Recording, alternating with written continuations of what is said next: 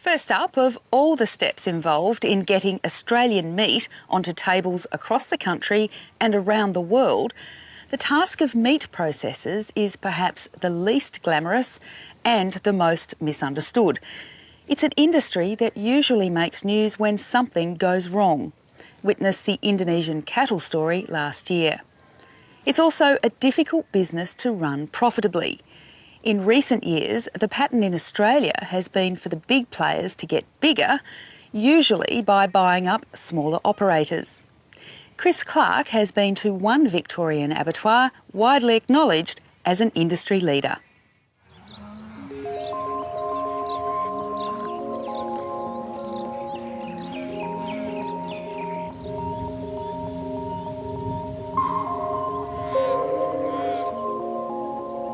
The rolling hills of Victoria's Gippsland provide lush pasture. This is a place where nature does most of the work, and the grass-fed animals that come off these slopes are widely acknowledged for their quality. The area is also home to Radfords, a family-owned meat processing business run by Robert Radford. We operate 5 days a week, 52 weeks a year. We're processing around 1,400 cattle and about 2,500 lambs a week. We've got to find those lambs week in, week out to be a viable plant, but that's a challenge in itself. Lush though they are, the pastures of Gippsland can't provide all the stock Radfords need to run a successful abattoir. We're buying stock this time of year as far as Gunnedah in New South Wales, Naracoorte, Mount Gambier over in South Australia, all parts of Victoria, and even we also source stock from Tasmania at times. As well as running a thriving business, Robert Radford holds several representative industry roles. So he's acutely aware of the damage done by stories of animal cruelty, whether it's live cattle for export or at abattoirs in Australia. Animals are stunned by electric stunner and cattle are knocked out unconscious prior to slaughter, and that's audited, and those guys are trained in doing those roles.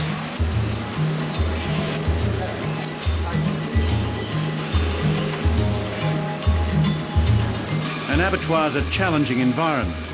Challenging for those who work here, challenging for those who don't. Most of us want to know that animals are being killed as humanely as possible. Few of us would willingly do the work.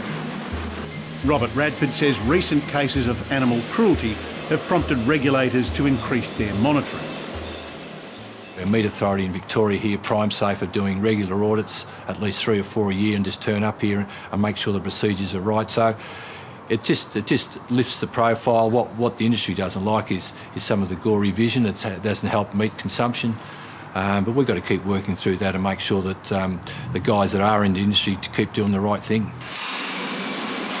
There are sound business reasons to follow the rules on treatment and slaughter of animals. An abattoir can be closed instantly for breaches. That's exactly what happened to one of Radford's nearby competitors last year. Our plant here, we've invested hundreds of thousands of dollars in having facilities here to rest the stock prior to slaughter, take the stress out of the livestock prior to slaughter, but also training of our staff, our drovers, our people that do all the processing. They need to be brought up to speed. Because of the profile's been lifted because of a number of incidents, a couple in Australia and overseas. The meat trade's a tough one. Tight margins, lots of competition. How are you, Daniel? I got your text, mate, yeah. Mate, I'm under the pump at present. Buyers will have numerous suppliers, and price differences of a few cents a kilogram can be enough to make people shop elsewhere. What sort of numbers are you looking for the weekend? The number of animals to be processed on a daily basis needs to be matched to buyer demands. You said you wanted 15 or 16 light bodies. Robert Radford's built a successful business in an industry where smaller players are typically bought out by their larger competitors. And the numerous business awards that line the office walls are recognition of Radford's success. My father started this business in 1944 from moving from Melbourne. He had a one-man slaughterhouse, and there was one-man slaughterhouses at all country towns. Warragul probably had 6 or 8. I got involved in the late 70s after leaving school, so very heavily involved as far as I learnt retailing, then processing and livestock buying. So I've started from the bottom and worked my way up. From those beginnings, Radford's now employs nearly 100. The rump looks good. If you shop for meat, you'll know that its eating quality can vary widely. MSA, Meat Standards Australia, is an industry measure of eating quality based on consumer research and backed up by empirical analysis. Radfords use the MSA system. It means grading carcasses to see if they're up to the mark. Paul Sheedy's Radford's Quality Assurance Manager. These probes measure the pH level of the meat. The pH level is an indication of the quality of the meat. MSA requirements are for the pH level to be 5.7 or less. If the pH level is below the 5.7, it's in the grid and the pH and the carcass will pass. If it's above 5.7, the carcass is automatically an ungrade and it doesn't fit the MSA requirements, and we move on to the next body. There are other lower tech methods of predicting eating quality. Colour's an important indicator. The darker the meat, the tougher it'll be. We call them meat colour grading chips and fat colour grading chips, and the meat colour under the MSA banner has to be a meat colour 3 and under. Anything above that is 4, 5, 6, 7, as you can see on the chips, and they are almost guaranteeing the meat has a high pH. The way carcasses are hung also affects eating quality. Traditionally, we have a hanging method that is hung by the Achilles tendon, and then MSA have come up with a new hanging method called tender stretching. And basically what tender stretching does is increase the tenderness of the connective tissues and the muscles. This particular carcass, if you visualise the way it's set, it's actually standing on its 4 legs. So all the muscles are in their normal position compared to the Achilles method, which are all out of whack as far as the muscle fibres go.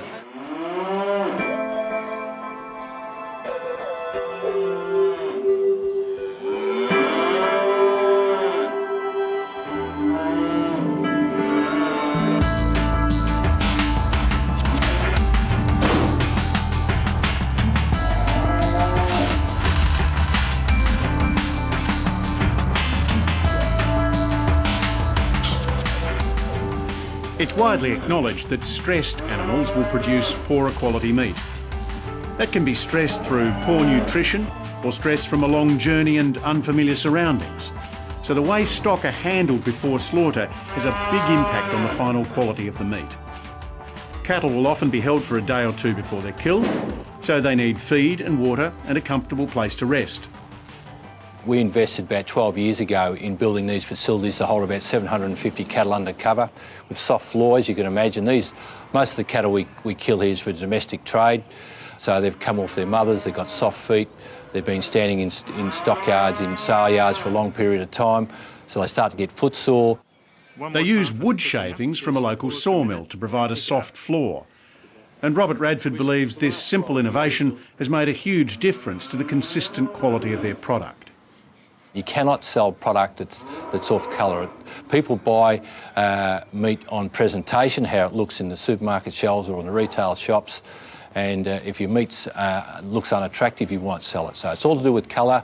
Animal welfare is a big part of resting stock prior to processing, which eliminates a lot of the dark culling. It takes a lot of the stress out of the animals, and this is a very big part of why I think our business has been so successful over those number of years.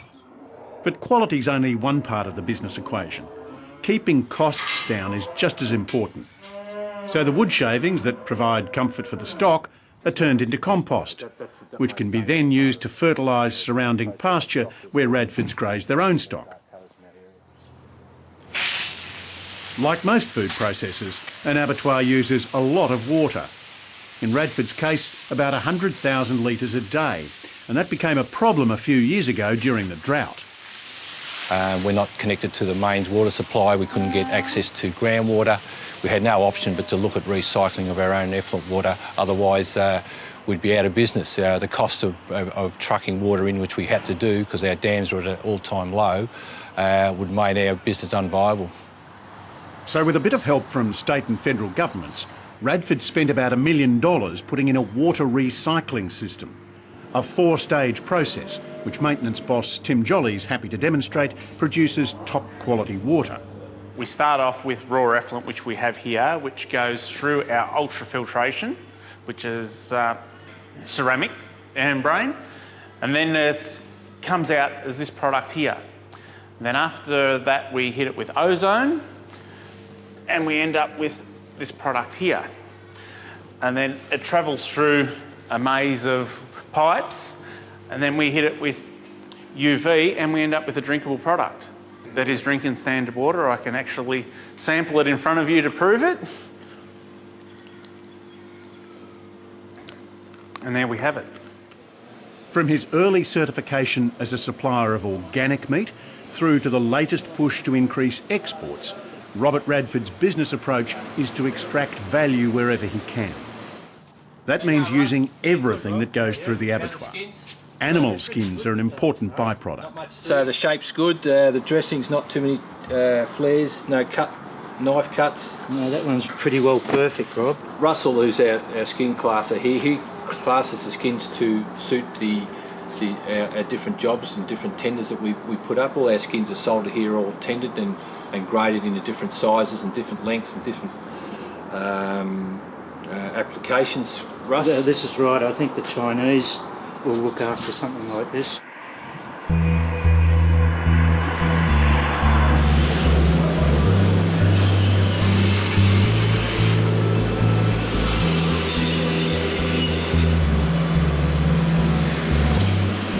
It's a long way from his father's one-man slaughterhouse more than 60 years ago. What's kept us in business is constantly looking for R&D projects to obviously look at productivity, look at our running costs, constantly looking at new technology to increase our throughput. It's a formula that helps Robert Radford and his team stay one step ahead of the competition.